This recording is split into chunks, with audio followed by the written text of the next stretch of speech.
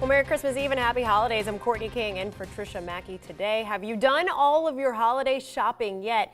If you haven't, you're not alone. Well, the classic rock band The Who is coming back to the Tri-State after 40 years. The concert is drawing up some serious interest at the box office.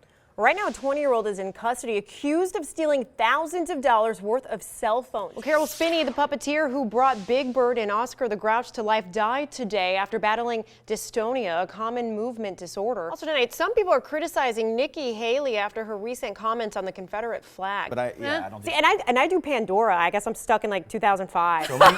so many choices. We did check in with Middletown Police today. They told us there is a police report and they are investigating. Wow. So for all the haters that are going to tweet at me and say it's too early. You just opened yourself it's up. Never too early. Put up your Christmas tree whenever you want to. Well, this is probably one of the more unusual Memorial Days, but how normal is the weather? All right, well, a close call for a construction worker captured on video, where it happened and how that man is doing now.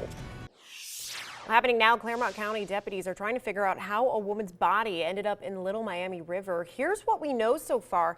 Deputies got a call yesterday around 3. They didn't identify her until this afternoon. She's 35-year-old Cammie Sinclair and is said to be from Batavia. Right now, the body is in autopsy. It's being performed, so we don't know the cause of death yet, but the coroner doesn't suspect foul play. One person is in the hospital after a stabbing in Price Hill. It happened on Glenway Avenue around 10 last night. Police say a man was stabbed in the chest and was taken to UC Medical Center. We will update you as soon as we have information on his condition. Police are still looking for a suspect. President Trump's first rally of 2020 will be in the Buckeye State. His campaign leaders announcing he'll speak at the Keep America Great rally in Toledo on January 9th. The event could coincide with the start of the Senate impeachment trial, which is expected to begin the same week. Looking now at your medical news, there could be a way to get rid of those migraines a little faster. Rebecca Smith tells us about a new medicine.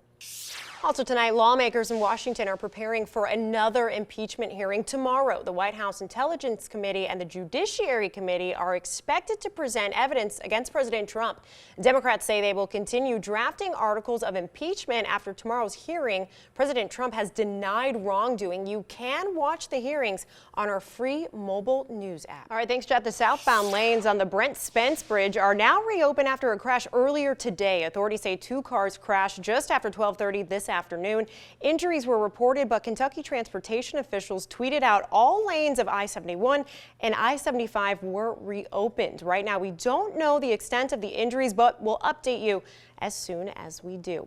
Well, thank you, Lauren. The trial for the man accused of burning down his own house is expected to start tomorrow in Claremont County.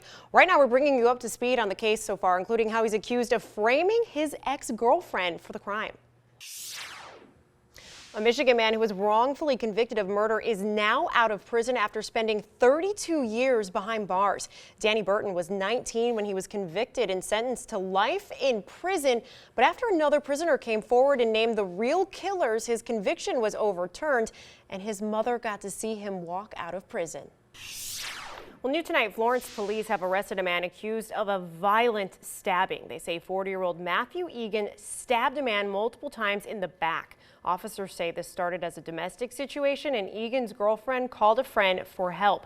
They say when that friend arrived, Egan punched him and stabbed him repeatedly. Police say he is in stable condition and should make a full recovery. They say Egan's girlfriend didn't need medical attention. Well, also new tonight, firefighters in Green Township were fighting this fire earlier today. This is on Devil's Backbone Road. Firefighters say there were flames coming out of the front of this building, but they say it was vacant and no injuries were reported. An alligator was found this weekend in Kentucky Lake. I'm not joking. Officials say it was about 3 feet long. Alligators aren't native to this area. Officials say that's because they cannot survive in water cooler than 40 degrees. It's also against the law in Kentucky to have or transport an alligator. And look at this from tonight's NASCAR race in Charlotte. Each driver raced with the name of a fallen service member written on their car's windshield. It's part of the 600 miles of remembrance honoring fallen veterans on Memorial Day. And most of the world is starting to recover from the coronavirus, but the outbreak is just ramping up in Brazil. We'll tell you what new guidelines the U.S. is issuing because of the rising cases there. And protests in Hong Kong are gaining momentum again. We'll explain why.